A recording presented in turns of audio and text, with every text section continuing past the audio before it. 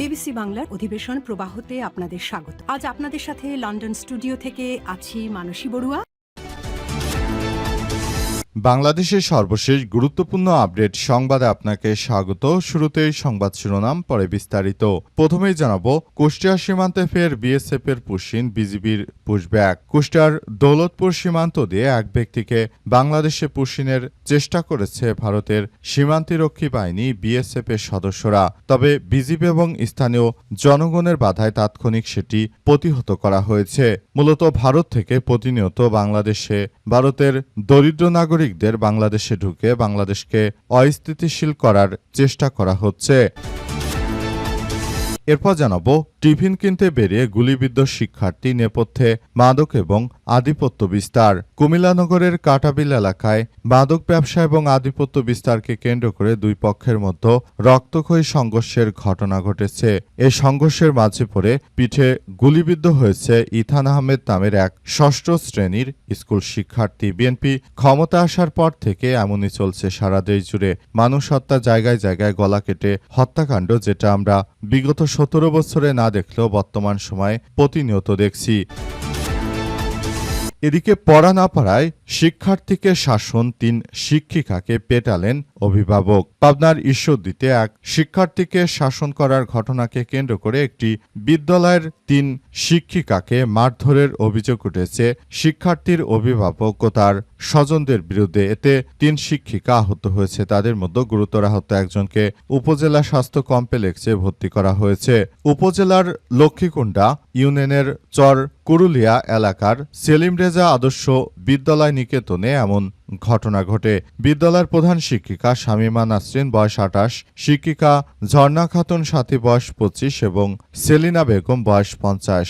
তাদেরকে মারধর করেছে ওই শিক্ষার্থীর আত্মীয় স্বজন এবং তার পরিবারের সদস্যরা। জানাবো, সাক্ষীকে পলকের জেরা করতে চাওয়ার ঘটনায় যা ঘটল। জুলাই বিপ্লবে ইন্টারনেট বন্ধ করে সারা দেশে গণহত্যার ঘটনায় করা মানবতা বিরোধী অপরাধের মামলায় মৃত্যুদণ্ডপ্রাপ্ত শেখ হাসিনার ছেলে সজীব ওয়াজেদ জয়, সাবেক আইসিটি প্রতিমন্ত্রী জুনায়েদ আহমেদ পলকের বিচার চলছে আন্তর্জাতিক অপরাধ ট্রাইব্যুনালে। এ পর্যন্ত মামলায় 7 জন সাক্ষীর জবানবন্দি নেওয়া হয়েছে। এর মধ্যে আসামি পলককে নিজেই একজন শিক্ষার্থীকে জেরা করার আবেদন করেন, কিন্তু তার এই আবেদন নাকচ করে দিয়েছে আদালত।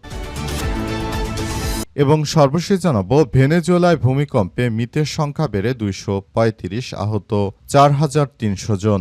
ভেনেজুয়েলায় আঘাত হানা টানা 2টি শক্তিশালী ভূমিকম্পে এখন পর্যন্ত 235 জনের মৃত্যুর খবর পাওয়া গেছে। এই ঘটনায় আহত হয়েছে 4300 জনের বেশি মানুষ। ভঙ্গুর স্বাস্থ্য ব্যবস্থা, দীর্ঘস্থায়ী অর্থনৈতিক সংকটের কারণে পরিস্থিতি আরও জটিল হয়ে উঠেছে। প্রিয় দর্শক, এতক্ষণ শুনছিলেন সংবাদ শিরোনাম, এবারে বিস্তারিত। তবে তার আগে বন্ধুরা, অনুরোধ থাকবে এই সংবাদটিতে একটি লাইক দিন। এই চ্যানেলে আপনি নতুন হয়ে থাকলে আমাদের সংবাদটি দেখতে দেখতে চ্যানেলটি সাবস্ক্রাইব করে রাখুন। কমেন্ট করে বন্ধুরা আপনার মূল্যবান মতামত জানিয়ে দিন আপনি বিশ্বের কোন দেশ থেকে বা বাংলাদেশের কোন স্থান থেকে আমাদের সংবাদটি দেখছেন এবং শুনছেন।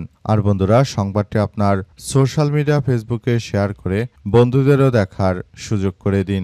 আজকের এই সংবাদ সম্পর্কে আপনার মূল্যবান মতামত কমেন্ট বক্সে কমেন্ট করে জানিয়ে দিন।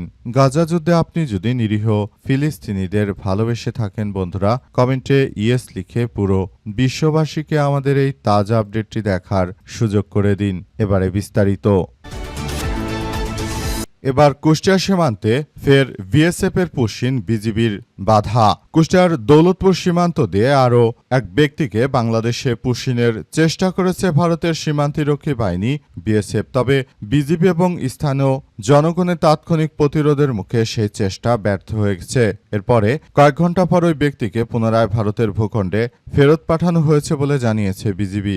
আজ দুপুরে দৌলতপুর উপজেলা রামকৃষ্ণপুর ইউনিয়নে রামকৃষ্ণ সীমান্ত এলাকায় এই ঘটনা ঘটে। পুশিনের শিকার ব্যক্তির নাম আলী আসগর, বয়স 65। স্থানীয় সূত্র থেকে জানা গেছে ভারতের পশ্চিমবঙ্গের মুর্শিদাবাদ জেলার জলঙ্গি থানার অধীনে 146 বিএসএফ ব্যাটালিয়নের মধুগাড়ি ক্যাম্পের সদস্যরা 154/10 এস সীমান্তপিলা সংলগ্ন এলাকা দিয়ে আলিয়াজগড় নামের এক ব্যক্তিকে বাংলাদেশে প্রবেশের চেষ্টা করে। এই ঘটনায় স্থানীয়রা এবং আমাদের দেশপ্রেমিক বিজিবির সদস্যরা তারা ভারতের মদতপুষ্ট সন্ত্রাসীদেরকে বাধা দিয়ে ওই এলাকা ছাড়া করেছে। এ অবস্থায় আসলে পুরো পরিস্থিতি থমথমে অবস্থা বিরাজ করছে।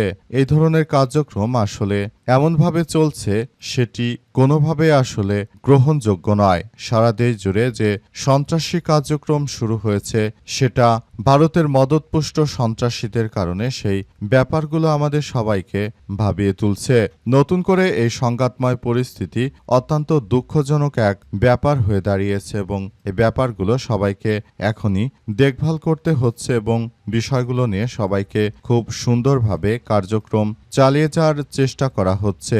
দেখা যাক পুরো পরিস্থিতি শেষ পর্যন্ত আসলে কোন দিকে গড়ায়। এখন পর্যন্ত বলা যাচ্ছে না যে সারা দেশে আসলে কি হতে চলেছে। টিফিন কিনতে বেরিয়ে গুলিবিদ্ধ শিক্ষার্থী, নেপথ্যে মাদক এবং আধিপত্য বিস্তার। কুমিল্লার নগরীর কাটাবিল এলাকায় মাদক ব্যবসা এবং আধিপত্য বিস্তারকে কেন্দ্র করে দুই পক্ষের মধ্যে রক্তক্ষয়ী সংঘর্ষের ঘটনা ঘটেছে। এই সংঘর্ষের মাঝে পড়ে পিঠে গুলিবিদ্ধ হয়েছে ইথান আহমেদ নামের ৬ষ্ঠ শ্রেণীর এক শিক্ষার্থী। টিফিনের বিরতিতে বন্ধুদের সাথে বিদ্যালয়ের বাইরে খাবার কিনতে বের হয় সে। এই দুর্ঘটনার শিকার হয়। রক্তাক্ত অবস্থায় তাকে উদ্ধার করে প্রথমে স্থানীয় হাসপাতালে নেওয়া হলে পরে উন্নত চিকিৎসার জন্য জরুরি ভিত্তিতে ঢাকায় পাঠানো হয়েছে। গুলিবিদ্ধ ইথান কাটাবিল এলাকার বাসিন্দা ইউসুফ মিয়ার ছেলে। চিকিৎসক ও হাসপাতাল সূত্র থেকে জানা গেছে যে কুমিল্লা মেডিকেল কলেজ হাসপাতালে প্রাথমিক চিকিৎসা দেওয়ার পর বেলা 2:30টার দিকে ইথানকে ঢাকা মেডিকেল কলেজ হাসপাতালে পাঠানো হয়েছে। এই ঘটনায় ওই এলাকায় থমথমে অবস্থা বিরাজ করছে। যারা পুলিশের সদস্য রয়েছেন ইতিমধ্যে তাদের বিরুদ্ধে মাঠে নেমেছে ওই এলাকার এমপি মনিরুল চৌধুরী জানিয়েছেন যে পুলিশের ওসিকে বলেছেন যে আপনি এলাকার ওসি, আপনি থাকতে এলাকায় এভাবে স্কুলের ছাত্র গুলিবিদ্ধ হবে মাদক কারবারিদের কারণে সেটি আসলে আমরা কোনোভাবেই গ্রহণযোগ্য হতে দেব না। আপনি এখন আর এই এলাকায় চাকরি করার যোগ্য নয় এই বলে তাকে ওই এলাকা ছাড়া করেছে। এই ঘটনার পর এমনিতেই পুরো এলাকার পরিস্থিতি থমথমে অবস্থা বিরাজ করেছে। এমন একটি দুর্ঘটনা বাংলাদেশের জন্য সত্যি অনাকাঙ্ক্ষিত এক ঘটনায় পরিণত হয়েছে। দেশজুড়ে বিএনপি সরকার ক্ষমতা আসার পরই এমন কার্যক্রম চলমান রয়েছে। দেশে প্রায় প্রতিটি জায়গায় হত্যা, ধর্ষণ, অরাজকতা সহ এমন কোনো অপরাধ নেই যেটা আসলে বর্তমান সময় না হচ্ছে। এটি বিএনপির সময় এক বাস্তবতায় পরিণত হয়েছে। বর্তমান সময়ে বিএনপি ক্ষমতা আসার পর থেকে এভাবে এই কার্যক্রমগুলো আসলে চলছে। এতে বিএনপি কিন্তু এখন পর্যন্ত তারা কোনো কিছুই আসলে করতে পারছে না। পড়া না পারায় শিক্ষার্থীকে শাসন, 3 শিক্ষিকাকে পেটালেন অভিভাবকরা। পাবনার ঈশ্বরদীতে এক শিক্ষার্থীকে শাসন করার ঘটনাকে কেন্দ্র করে একটি বিদ্যালয়ে 3 শিক্ষিকাকে মারধরের অভিযোগ উঠেছে। শিক্ষার্থীর অভিভাবক এবং তার স্বজনদের বিরুদ্ধে। এতে 3 শিক্ষিকা আহত হয়েছেন। তাদের মধ্যে গুরুতর আহত একজনকে উপজেলা স্বাস্থ্য কমপ্লেক্সে ভর্তি করা হয়েছে। আজ উপজেলার লক্ষ্মীকুণ্ডা ইউনিয়নের চর কুরুলিয়া এলাকার সেলিম রেজা আদর্শ বিদ্যালয় নিকেতনে এমন ঘটনা ঘটে। আহতরা হলেন বিশ্ববিদ্যালয়ের প্রধান শিক্ষিকা শামিমা নাসরিন 28, শিক্ষিকা ঝর্ণা খাতুন 7 এবং সেলিমা বেগম 50। তাদের মধ্যে ঝর্ণা খাতুন 7কে ঈশ্বরদী উপজেলা স্বাস্থ্য কমপ্লেক্সে ভর্তি করা হয়েছে। তিনি বিদ্যালয়ের ধর্মী ও শিক্ষক। বিদ্যালয় সূত্র থেকে জানা গেছে 5ম শ্রেণীর শিক্ষার্থী জান্নাতুল খাতুন পড়া না পারায় তাকে শাসন করে বিদ্যালয়ের পরিচালক সেলিম রেজা। পরে শিক্ষার্থী বিষয়টি বাড়িতে জানালে তার মা লিপি খাতুন বিদ্যালয়ে এসে শিক্ষক শিক্ষিকাদের সঙ্গে বাকবিতণ্ডায় জড়ান এবং হুমকি দিয়ে চলে যান। অভিযোগ রয়েছে কিছুক্ষণ পর শিক্ষার্থীর স্বজন উজ্জ্বল হোসেন মাল, তার ছেলে বাশির মাল সহ কয়েকজন বিদ্যালয়ে এসে শিক্ষিকাদের উপর হামলা চালায়। এ সময় প্রতিবাদ করলে শিক্ষিকা ঝর্ণা খাতুন 7 গলায় ওড়না পেঁচিয়ে টেনে হিঁচড়ে বিদ্যালয়ের বাইরে নিয়ে যাওয়া হয়। তিনি অসুস্থ হয়ে পড়লে স্থানীয়রা তাকে উদ্ধার করে উপজেলা স্বাস্থ্য কমপ্লেক্সে ভর্তি করে। স্থানীয় বাসিন্দা আলামিন জানান যে উজ্জ্বল হোসেন মাল বিদ্যালয়ে এসে বিদ্যালয়ের পরিচালক সেলিম রেজাকে না পেয়ে ৩ জন শিক্ষিকাকে মারধর করেছেন। এক পর্যায়ে শিক্ষিকা ঝর্ণা খাতুন সাথীকে গলায় ওড়না দিয়ে পেঁচে মাটিতে ফেলে টানতে টানতে বিদ্যালয়ের বাইরে নিয়ে আসেন। এ সময় শিক্ষিকা জ্ঞান হারিয়ে ফেলে অবস্থায় ওই শিক্ষিকাকে এলাকাবাসী উদ্ধার করে তারপর তাকে কাছাকাছি উপজেলা স্বাস্থ্য কমপ্লেক্সে ভর্তি করা হয়েছে। বর্তমানে তার শারীরিক অবস্থা খুবই খারাপ। এভাবে যদি সাধারণ নাগরিক যারা রয়েছে তারা যদি এভাবে বিদ্যালয়ের শিক্ষক শিক্ষিকাদের উপর হামলা চালায় তাহলে বিদ্যালয়ের শিক্ষিকারা তারা মূলত কিভাবে ক্লাস নেবে, কিভাবে শিক্ষার্থীদের পড়াবে, এমন প্রশ্ন তুলেছেন তারা। তবে এই ঘটনায় কেউ আসলে সদুত্তর দিতে পারেনি। এটি এমন একটি ঘটনা যা পুরো বাংলাদেশকে আসলে নড়িয়ে দিয়েছে। এমন কোনো ঘটনা দেশে আর না ঘটুক সেই প্রত্যাশা গুণীজনদের। তবে যারা বিদ্যালয়ের শিক্ষিকাদের উপর হাত তুলেছে তাদের অবশ্যই আইনের আওতায় এনে তারপর তাদেরকে শাস্তির আওতায় নিয়ে আসা উচিত। কিন্তু বিষয়টি আসলে কি হবে সেটি এখন পর্যন্ত বলা যাচ্ছে না। সাক্ষীকে পলকের জেরা করতে চাওয়ায় যা ঘটল।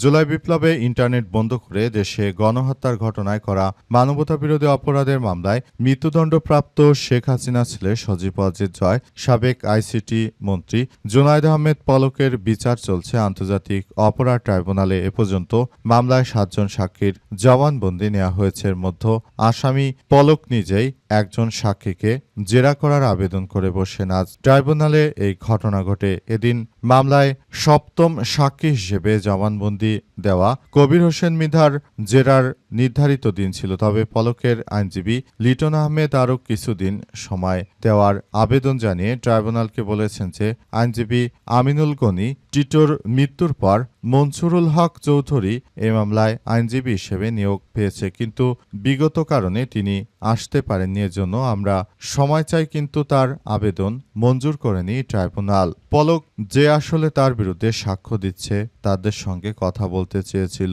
যে আসলে আপনাদেরকে আমি কি ক্ষতি করেছি যে আপনারা আমার নামে এমন মামলা দিচ্ছেন। অথচ এই জুনায়েদ আহমেদ পলকের হাতে কিন্তু তৎকালীন সময় ইন্টারনেটের সমস্ত কন্ট্রোল ছিল। পলক যদি সেদিন ইন্টারনেটের কন্ট্রোল ব্যবহার করে তারপর গুম খুনের সঙ্গে তিনি যদি জড়িত না থাকতেন তাহলে হয়তো কেউ তার বিরুদ্ধে সাক্ষ্য দিত না। তিনি মূলত যেহেতু এই কার্যক্রমগুলোর সঙ্গে সরাসরি জড়িত ছিলেন তাই তার বিরুদ্ধে অনেকেই সাক্ষ্য দিতে শুরু করেছে।